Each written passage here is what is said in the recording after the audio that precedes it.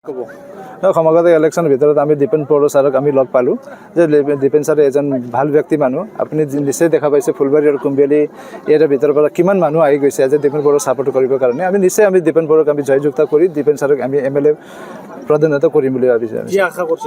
দীপেন বড়োৰ ভিতৰত আশা আমি একটাই কৰিছোঁ যে আমি এইটো ফুলবাৰী আৰু কুম্বিয়ালী ভিতৰত যোনটো বসবাস কৰা মানুহবিলাক আছে, যোনটো নদীৰ প্ৰব্লেম আছে, ফাৰ্ষ্ট অফ অল ইয়াত ব্ৰিজ হ'ব লাগিব। প্ৰথমতে ফাৰ্ষ্ট ব্ৰিজ হ'ব লাগিব। ছেকেণ্ডতে আমাৰ যোনটো মেধিৰ পট্টা আছে, মেধিৰ পট্টাটো আপুনি সমাধান কৰি দিব লাগিব। যেনেকৈ ৰিহন দৈমাৰী আমি ভুৱা পাচেৰি পাতিছিল, যেনেকৈ 6 মাহৰ ভিতৰত আমি মেধিৰ পট্টা দিম বুলি ভাবিছিলোঁ। এই আজিলৈকে ফুলবাৰী এৰিয়া আৰু কুম্বিয়ালী এৰিয়াৰ বাসিন্দাৰ ভিতৰত কোনেও আজিলৈকে মেধিৰ পট্টাটো পোৱা নাই। আমি দীপেন ছাৰৰ লগত আমি এইটোৱে অনুভৱ ৰাখিছোঁ, এইটো মনত ৰাখিলোঁ যে দীপেন বড়ো ছাৰে 6 মাহৰ ভিতৰত নহয় 1 বছৰৰ ভিতৰত হ'লেও আমাক মেধিৰ পট্টা প্ৰাধান্যতা কৰি দিলে আমি ভাল পাওঁ বুলি আমি আশা কৰিছোঁ। ইয়াত আৰু কি সমস্যা আছে যিটো আপোনালোকে ভাবে যে দীপেন বড়ো ছাৰে হেৰি কৰিব? ইয়াত বিভিন্ন সমস্যা আছে। আমি ফাৰ্ষ্ট অফ অল দেখা পাওঁ যে মাটিৰ পেদিৰ সমস্যা আছে। তাৰপিছত আৰু যোনটো আমি নদীৰ দেখা পাওঁ, আপুনি নিশ্চয় ইয়াত আহি পাইছে নদীৰ অৱস্থা কেনেকৈ হৈছে ইয়াত।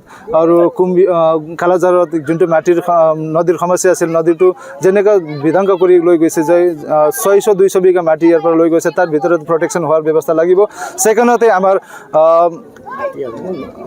হাতীৰ সমস্যা আছে। মেইন সমস্যা হাতীৰ সমস্যা যে আমি ইয়াত এটাও খেতি কৰি খাব নোৱাৰোঁ। যেনেকৈ তামোলবাৰী খেতি কৰিলে তামোলবাৰী আহি ভঙাই দিয়ে, ধান খেতি কৰিলে ধান গোটেইখিনি খাই দিয়ে।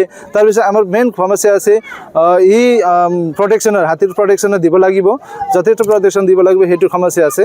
আৰু লগতে আমাৰ এই নদীৰ ব্ৰীজৰ সমস্যা আছে। শিক্ষা দীক্ষাৰ ক্ষেত্ৰত কি সমস্যা আছে? নাই, শিক্ষা দীক্ষাৰ কথাটো আমি নিশ্চয় আপোনালোকে জানে, এই যেনেকৈ গাঁও বাসিন্দা আছে আমাৰ ইয়াত। ফাৰ্ষ্ট অফ অল মই ছাৰক দীপেন ছাৰক আৰু একবাৰ জনাম যে ইয়াত দীপেন ছাৰে জিকাৰ পিছত আমাৰ খাওৰঙাত এটা এনে medical college, Udalguri medical college হ'ব লাগিব। ছেকেণ্ডতে আমাৰ শিক্ষা দীক্ষাৰ হোৱাত ইয়াত এটা ইউনিভাৰ্চিটি লাগিব। যেনেকৈ ভৈৰৱকুণ্ডত এনে আগতে আমাৰ প্ৰমোদ ছাৰে কৈ গৈছিলে দীপেন ইউনিভাৰ্চিটি হ'ব লাগিব, আজিলৈকে হোৱা নাই। ফাৰ্ষ্ট অফ অল ইউনিভাৰ্চিটি হোৱাটো বহুত জৰুৰী আছে ছাৰ। Thank U.